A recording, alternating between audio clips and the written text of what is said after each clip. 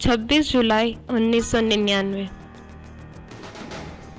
शायद हम में से किसी को इस दिन के बारे में पता भी नहीं होगा। ये दिन है हमारे विजय का, कारगिल में लड़ी हुई उस लड़ाई का।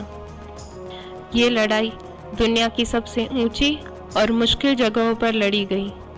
भारतीय सेना के जवानों ने दुश्मन सेना और उनके पिट्ठुओं को परास्त कर दिया। हमारे देश के 527 रणबांकुरों ने अपनी जान देश के नाम न्यौछावर कर दी। ये लोग वापस तो आए, लेकिन गए थे उनसे बेहद अलग अंदाज में। ये उस तिरंगे में लिपट कर वापस आए जिसकी शान के लिए उन्होंने अपनी जान कुर्बान कर दी थी। इस युद्ध में हमारे 527 वीर योद्धा शहीद हो गए और 1300 से ज़्यादा घायल हो गए, जिनमें से अधिकांश अपने जीवन के 30 वसंत भी नहीं देख पाए थे। इन शहीदों ने भारतीय सेना के शौर्य और बलिदान के सर्वोच्च परंपरा का निर्वाह किया, जिसकी सौगंध हर भारतीय सिपाही तिरंगे के सामने लेता है। शहीद कैप्टन विक्रम बत्रा।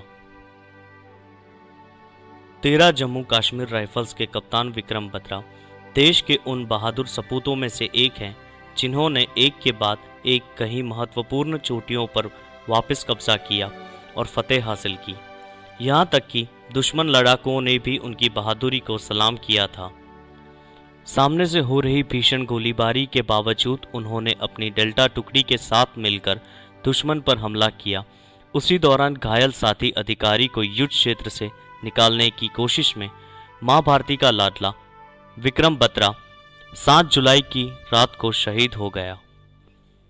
कप्तान विक्रम बत्रा के अदम्य और अभूतपूर्व साहस के लिए उन्हें मरणोपरांत भारत के सबसे सर्वोच्च सैनिक सम्मान परमवीर चक्र से सम्मानित किया गया। अपने ही लहू से हम लिखेंगे अपनी दास्तां, जालिमों से छीन लेंगे ये ज़मीं ये आसमां। सर फिरे जवान हम तो मौत से भी ना डरे, आज आए देश पे ये क्यों गवारा हम करें। मुल्क पे कुर्बान हो ये आरज़ू दिल में है। सरफरोशी की तमन्ना अब हमारे दिल में है, सरफरोशी की तमन्ना अब हमारे दिल में है। देखना है जोर कितना बाजुए कातिल में है।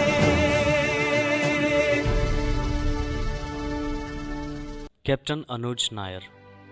17th जाट रेजिमेंट के अनुज नायर टाइगर हिल सेक्टर की लड़ाई में अपने सभी साथी अधिकारी की शहीदी के बावजूद अकेले ही मोर्चे पर डटे रहे। घायल होने पर भी अतिरिक्त मदद न आने तक वे अकेले ही दुश्मनों से लड़ते रहे। आखिरकार इस लड़ाई में भी जीत हासिल हुई, लेकिन कप्तान अनुज नायर इस जीत को देखने के लिए जिंदा नहीं रहे। उनको उनकी वीरता के लिए मरणोपरांत देश के दूसरे सबसे बड़े सैनिक सम्मान महावीर चक्र से नवाजा गया। सांस है जब तक ना रुकेंगे कदम, चल पड़े हैं तो मंजिल को पा जाएंगे। जान प्यारी नहीं है वतन से हमें, मरते मरते सभी को बता जाएंगे। ऐ वतन, ऐ वतन। लेफ्टिनेंट मनोज पांडे। गोरखा राइफल्स के लेफ्टिनेंट मनोज पांडे ने बटालिक सेक्टर के एक के बाद एक बंकरों पर अपना कब्जा किया। उन्होंने अकेले ही दुश्मन सेना के सिपाहियों का सामना किया। पैरों और कंधे पर गोलियां लगने के बावजूद वो पीछे नहीं हटे। आखिरकार दुश्मन सेना का ग्रेनेड उनके माथे पर लगा और वो शहीद हो गए। लेफ्टिनेंट मनोज पांडे से सेना के इंटरव्यू के दौरान जब पूछा गया कि आप आर्मी क्यों ज्वाइन करना चाहते हो, तब उन्होंने तुरंत ही उत्तर दिया, मुझे परमवीर चक्र जीतना है। और आखिरकार उन्होंने वह सिद्ध कर दिखाया। आवाज तिरंगा है, ऐलान तिरंगा है, आवाज तिरंगा है, ऐलान तिरंगा है, मेरी जान तिरंगा है। कप्तान सौरभ कालिया। कारगिल युद्ध में हुए शहीदों में सबसे पहला नाम कप्तान सौरभ कालिया का आता है। रूटीन पेट्रोलिंग के लिए गए कप्तान सौरभ कालिया और उनकी टीम को दुश्मनों ने किडनैप कर लिया। दुश्मनों ने उनसे इंफॉर्मेशन निकलवाने के लिए अमानवीय व्यवहार किया। पोस्टमार्टम रिपोर्ट से पता चला कि लगातार 22 दिनों तक दुश्मनों ने उन्हें टॉर्चर किया, उनके शरीर को सिगरेट से जलाया, उनकी आंखें फोड़कर निकाल दी, उनके दांतों और हड्डियों को तोड़ दिया। फिर भी 22 साल के कप्तान सौरभ कालिया और उनके साथियों ने भारतीय सेना की कोई भी इंफॉर्मेशन दुश्मनों को नहीं दी और अंततः वह शहीद हो गए।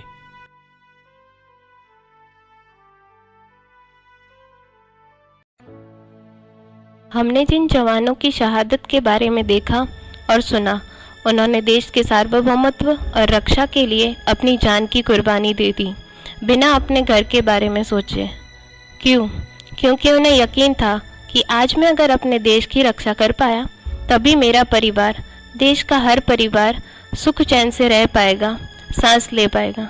दे are not only defending line of Kargil, they are defending line of thinking, the democracy of India. उस युद्ध में किसी ने अपना बेटा खोया तो किसी ने भाई, किसी ने अपना पति खोया तो किसी ने मंगेतर। कभी हमने सोचा कि जिन्होंने देश के लिए अपनी जान, अपनी जवानी, सब कुछ न्यौछावर कर दी, उनके परिवार का क्या हुआ होगा उनकी मौत के बाद?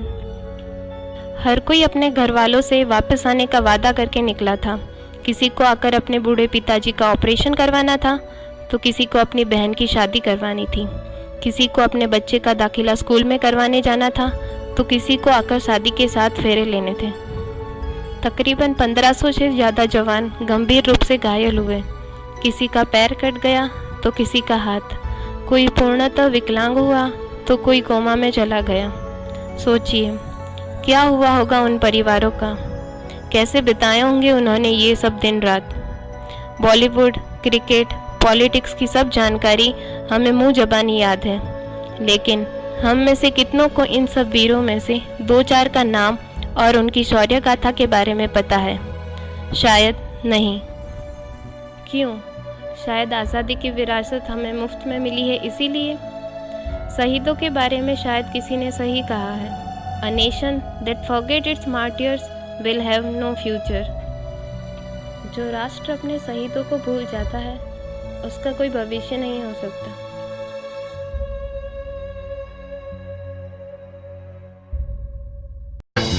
जब अमन की बांसुरी गूंजे गगन के तले, जब दोस्ती का दिया इन सरहदों पे जले, जब भूल के दुश्मनी लग जाए कोई गले, जब सारे इंसानों का हो एक ही काफिला, बस इतना याद रहे एक साथी और भी था। जाओ जो लौट के तुम, घर हो खुशी से भरा, बस इतना याद रहे एक साथी और भी था, बस इतना याद रहे एक साथी और भी था।